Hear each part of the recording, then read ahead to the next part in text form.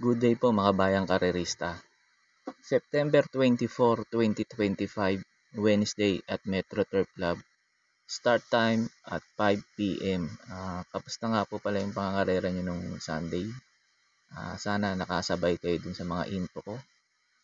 Naka-perfect tayo, race 1 to 8. At nakuha natin yung dihadong si Midnight Bell at si Hot Rat Hearts. Sana nakasabay din kayo sa akin. Yun lang po. At sana matapat ngayon Wednesday yung ulit yung info natin. Good luck po sa atin.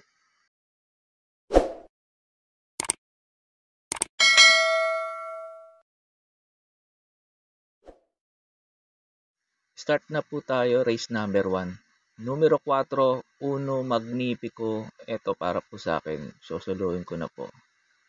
Mga previous run nito, laging segundo to. Yung kay Sing Anyusong, tapos kay Cerveza. Yung kay Cerveza, maganda naging prueba niya. Nasa 1.26. Kaya tingin ko lamang na lamang dito itong numero 4, Uno Magnifico. Ayun man nag-request sa akin mag-upload ko daw yung mga bagong kabayo dito. Yung in-upload ko lang po yung numero 1, Marvelous Jayla. Ito lang kasi medyo maganda preba kumpara do sa lahat sa mga bago rito nakasali sa maiden. Pero para sa akin tong numero 4, Uno Magnifico, para po sa akin sosolohin ko na po to dito sa race number 1. Pagkatapos nga po pala ng info ko dito, in-upload ko po yung last run ni Uno Magnifico kung saan sumigunda siya kay Cerveza. At dun sa nag-request na i-upload ko yung mga bagong kabayo na kasali rito sa maiden. Ito lang po na isali ko yung Marvelous Jayla. Tinama ko sa upload din to pagkatapos ng info ko dito sa race number 1. Kaya po sa race number 1 tong numero 4, Uno Magnifico. Para po sa akin, susulohin ko na po to. Thereof, early the second by Angry Maxine, followed by the Jobo Express and Marvelous Jala. It's now the Jobo Express racing on the outside, done for the inside, Angry Maxine, then 5 lengths away to Marvelous Jala. About to pass the half mile now. It's Angry Maxine and the Jobo Express, then 4 lengths back to Marvelous Jala. And as they round the last 600 now, it's still Angry Maxine leads by half a length, and 1 second on the outside is the Jobo Express. Then remains in third is Marvelous Jala, and towards the last 400 now, it's the Jobo Express racing on the outside, done for the inside, Angry Maxine. Angry Maxine 1 second over the Jobo Express, and coming close now in third, Marvelous Jala as they hit the final corner. Angry Maxine and moving up Marvelous Jala now by the outside, the Jobo Express. Down to the finish now, it's still Angry Maxine and Marvelous Jala now by the outside. It's now Marvelous Jala, Angry Maxine, and finally Marvelous Jala, Angry Maxine, and the Jobo Express.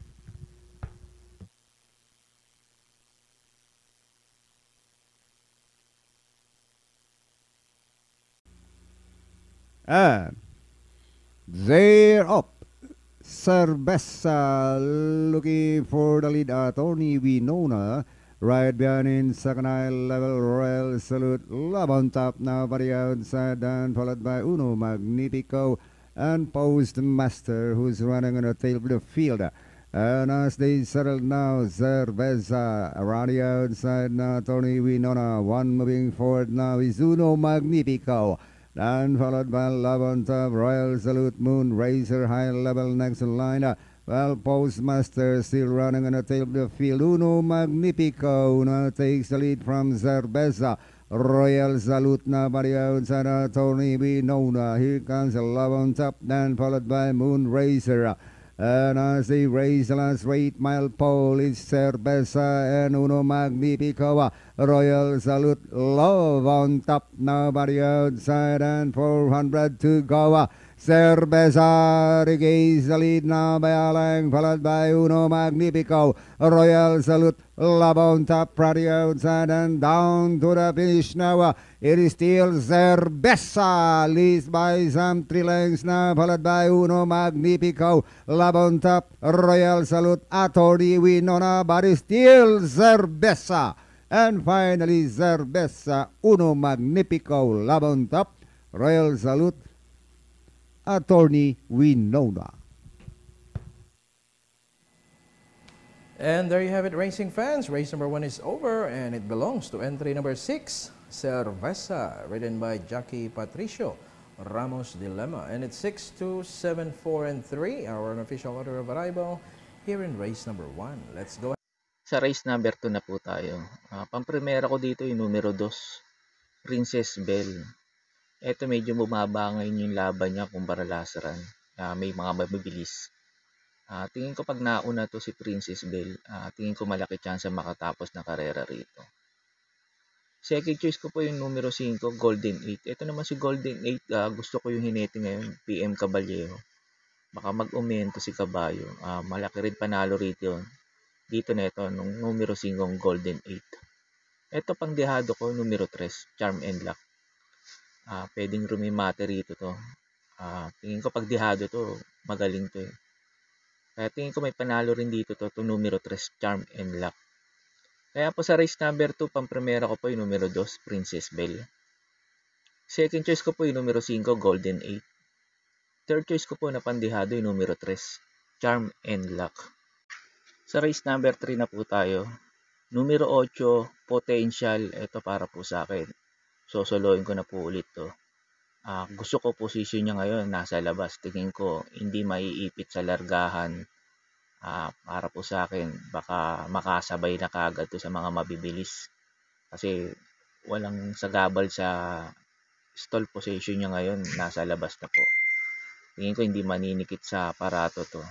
Tapos magaling pa magpasalida. Cambio hinete. Pati dilemma na. Tingin ko mag-uumento na tong kabayo na to. Tingin ko lamang na rito to sa race number 3. Tong numero 8, Potential. Kaya po sa race number 3, tong numero 8, Potential. Para po sa akin, sosoloin ko na po. Sa race number 4 na po tayo. Numero 5, Money for Gabriel. Ito para po sa akin. Sosoloin ko na po dito to sa race number 4. Halos wala akong nakikitang malakas na makakalaban niya na pwedeng sumilat sa kanya eh.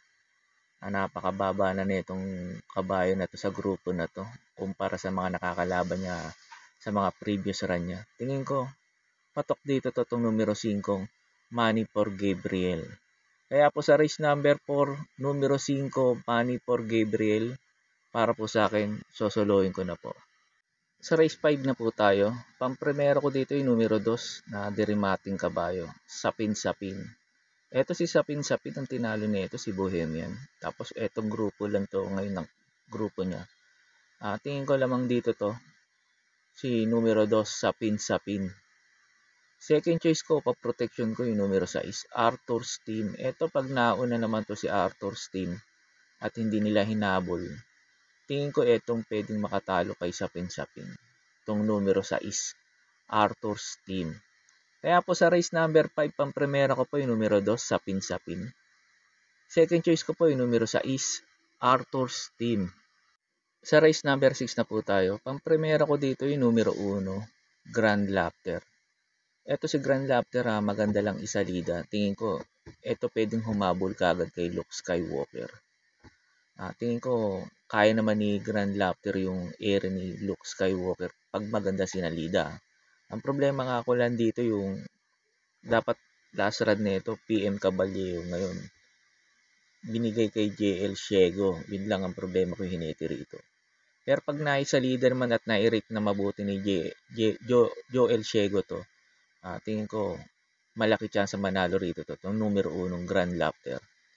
Second choice ko po yung derimating kabayo, numero 5, Mythic Laila. Ito si Mythic Laila, cambio hinete, binigay kay Pati Dilemma ngayon. Tingin ko baka maganda isalida.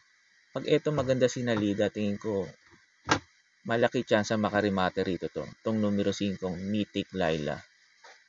Third choice ko na rin yung tingin kong babadera dito, yung numero 3, Luke Skywalker. Ito naman si Luke Skywalker. Pag hindi maganda sinalida ni Grand Laughter, tingin ko baka makatapos ng karera to itong numero 3, Luke Skywalker. Kung may puhunan pa kayo, pwede nyo dagdag si Instant Notice kasi My Dad Bogart. Kaya po sa race number 6, pampremera ko po yung numero 1, Grand Lapter.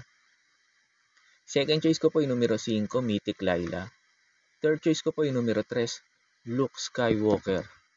Sa last race na po tayo, bago nga po pala ako magbigay ng info dito sa last race, makikiusap po ulit po sana ako sa inyo na sana po mag-subscribe po kayo sa YouTube channel ko. At pakitap na rin po yung notification bell para updated kayo tuwing mag-upload ako ng mga infos at videos ko rito. Arnel Racing Tips, maraming salamat po. Sa last race na po tayo, sa race number 7. Pampremera ko dito yung numero 1, Animo Lasal. Ito sa mga nagtitipid, pwede suluin to. Kung hindi nga lang paratingan to, susuluin ko to dito. Ito numero 1, Animo Lasal. Tingin ko lamang na lamang dito sa grupo na to dito. Basta maganda lang isalida nito, tingin ko lamang dito to numero 1, Animo Lasal.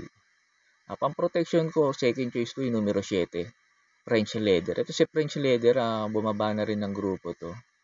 Pwedeng makasilat dito kay Animo Lasal to itong numero 7 French Leather. Pag hindi maganda tinakbo ni Animo Lasal. Pandihado ko yung numero G's Gold Rush. Ito gusto ko position niya. Bigyan lang ng importansya ng may-ari ito. Pagdihado to, tingin ko baka ilaban. Dihadista may-ari nito itong numero G's Gold Rush. Kaya po sa race number 7 sa last race, pampremera ko po yung numero 1, Animo Lasal. Second choice ko po yung numero 7, French Leather. Third choice ko na pandihado yung numero G's Gold Rush. Yun lang po, and good luck and happy racing po mga bayang karerista. Pagtapos nga po pala nito yung mga pa-shoutout nyo po. Shoutout po sa inyo, Sir Junti Buscas. Sir Junti Buscas, shoutout po sa inyo at maraming salamat po. Shoutout po sa inyo, Sir Del Monte Javier ng Caloocan. Shoutout po, Sir Del Monte Javier at maraming salamat po. May pa-shoutout po si Sir Ramon Carpio. Pinapa-shoutout niya lagi yung kumpare niyang si Paring Tirso SPL. Sir Tirso SPL, shoutout po sa inyo at Sir Ramon Carpio, shoutout din sa iyo at maraming salamat sa inyong dalawa. Shoutout po sa inyo Sir Manuel Tandes. Sir Manuel Tandes, shoutout po sa inyo at maraming salamat po.